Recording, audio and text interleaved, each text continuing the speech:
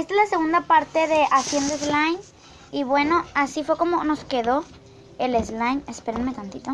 Este fue el resultado. Bueno, de La la verdad, plastilina. sí se estira. Miren. ¿Se estira? O sea, sí se estira. La verdad que sí, esto sí fue como un slime. La verdad Sí. queda súper padre. El mío es color cafecito. El mío es color rosita. Y pues la verdad está súper padre. Se los recomiendo mil. Si les gustó, suscríbanse. Denos recetas en los comentarios. Y Denle like. Y bueno, creo que les voy a mostrar así rapidito los slimes que yo tengo. Agárralo por favor, prima.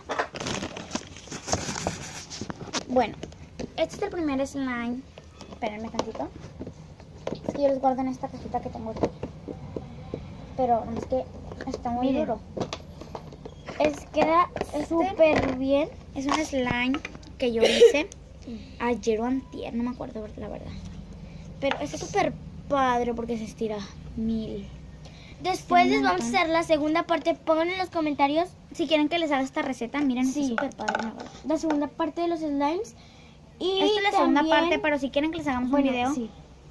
si quieren que les haga este slime, me pueden avisar en los comentarios y yo con mucho gusto se los haré. Esta es la segunda parte del primer video de mi primo. Yo también lo hice, miren, no sé si alcanza a ver ahí. Es color café y también es un slime, nomás que de aquí a que lo saque pues me va a tardar mucho tiempo. Pongan en los comentarios cuál slime quedó mejor, o sea, cuál les gustó más. Y, o sea, de estos tres, ¿cuál les gustó más de estos tres? Y de ustedes me nosotros avisan.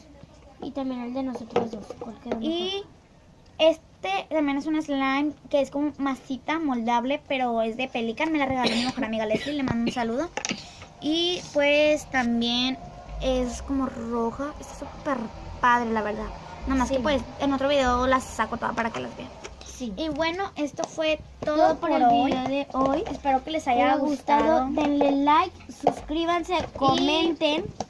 Y como ya les dije, comenten cuál quedó mejor, cuál les gustó más y cuál slime quieren que les Bueno, hagamos. nada más Así quedó. rapidito. Mira, ven. Él es mi primo, el canal de mi primo es él es Alejandro Gali, para que se suscriban y le manden muchos comentarios.